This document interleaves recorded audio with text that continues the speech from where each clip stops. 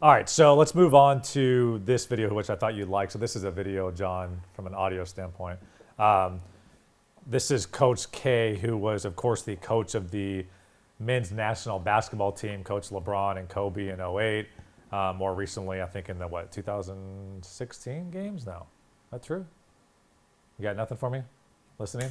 I don't know the answer. The Olympics? What was the Olympics? 2016, right? Anyways, this is Coach K on standards and core values with his Olympic team. Time during one of the first practices that LeBron turned his back on you while you were talking to him. What did you do versus what everybody thought you should have done? First of all, I don't yell as much as I did when I was a younger coach, but I never really yell with the national team. In LeBron's case, LeBron and I have a great relationship. Well, how do we get that? We get that from being honest from the get-go.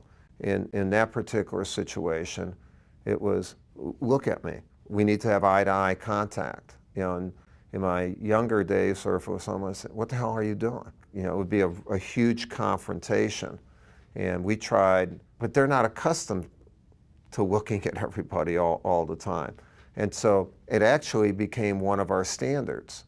There are 14 standards that our U.S. Olympic team had. It's the way you live, the way you expect other people to live. We have no rules, but we have standards. What are the standards? Well, one of them, what came from that is when we talk to each other, we look each other in the eye. Another standard is we tell each other the truth. A standard that LeBron introduced to the whole team when we met was no excuses. You know, never make an excuse. That doesn't mean you don't figure out why you do it. A standard can be not being late, never having a bad practice, having each other's back, being flexible, having a strong face all the time. Remember that you're representing something bigger than you. You know, these are all things that I didn't come up with, we all came up with. And as a result, it was ours. And that's why, you know, our group got along so well together, is because it was never anybody imposing my rule on somebody. It was all of us imposing and living our standards. So I thought that was pretty good. I think in the early on in the interview, he says, early on in my career, if a player didn't look me in the eye, I'd be like, hey, what are you doing? What the hell are you doing? Mm-hmm. And then now it was like, hey, we have these standards, we've agreed to them, like, look me in the eye, that's what we do here. Which, what a difference, right? Like a very small tweak, but having internal standards in your head and trying to apply them and pressure people into them, opposed to, here are the goals, here are the core values, here are the standards, and then if somebody's not doing them, not only can the authority figure or the owner imply them to people, but then even their colleagues can also say like, hey, you're screwing me, we don't do that around here. Yeah, and I mean, I do like that it's, you know, different in a situation like this, but they had involvement from everybody in determining like what some of those values should be. Yep. Because he mentioned specifically LeBron, but I'm assuming that there were others that had things like no bad practices. Yeah. Like, we're not going to have and have a somebody strong taking it face. off. Like every time you get a call against you, don't whine and cry to the official. Act like you've been there before, type of deal. Yeah. But that's a team obviously that's only together for 3 months and they're playing at the Olympic level, and there are a bunch of really superstars on teams that are coming together for a short amount of time. But I think you and I have realized too in business, just having what are your core values that you want at every person, and what standards do you want to uphold? And that just can't be floating in your and I's head, and you and I getting pissed off every time somebody shows up late. Well, what's our standard on showing up late? Well, and I don't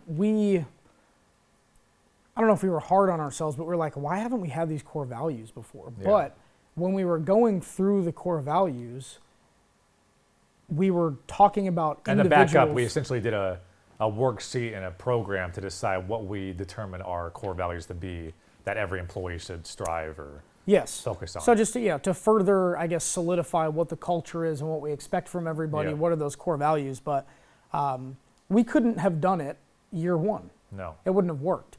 And I think that we were thinking about people specifically, and I was like, well, what is it about this one person that I like? And it was like, it's not that they're like honest, it's not that they're this, and it was like, oh, they're friendly.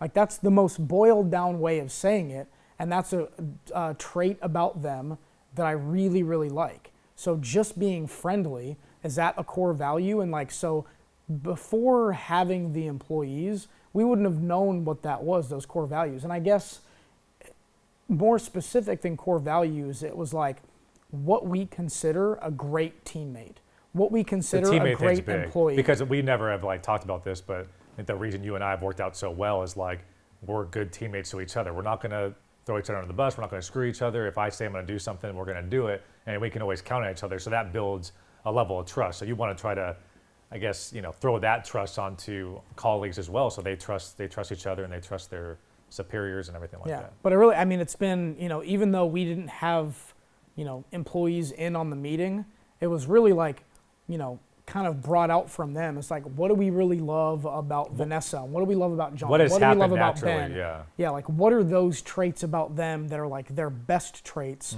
that we want everybody to have more of?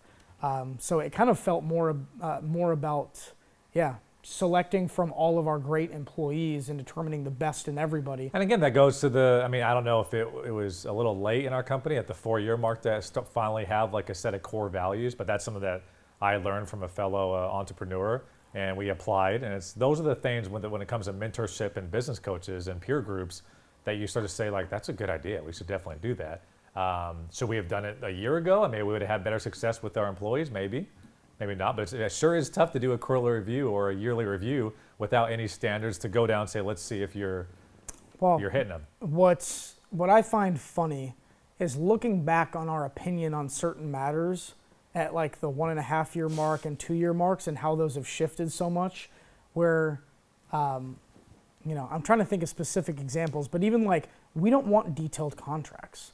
We don't want to have one of those contracts that's like, you get one revision and then in 24 hours and then you get burned 90 times and you're like, good idea. I get it. Yeah.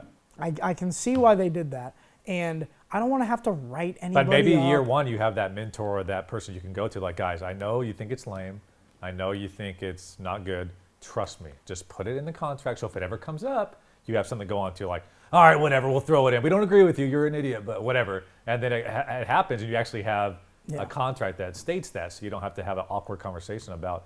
But I think once you're at our size and stage, then it's really interesting for a mentor because there's enough meat on the bone.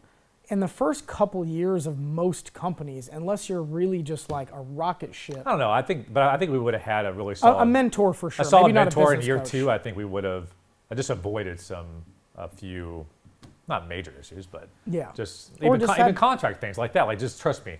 Here's a contract boilerplate template. Keep it in there. Yep. It's never going to come up, but when it does, you'll have something to go back on, like, and then we'll look at it like, oh, thank God we did that. Or immediately upon forming the company, getting insurance. Yeah. That would have been nice. Yeah. All those things.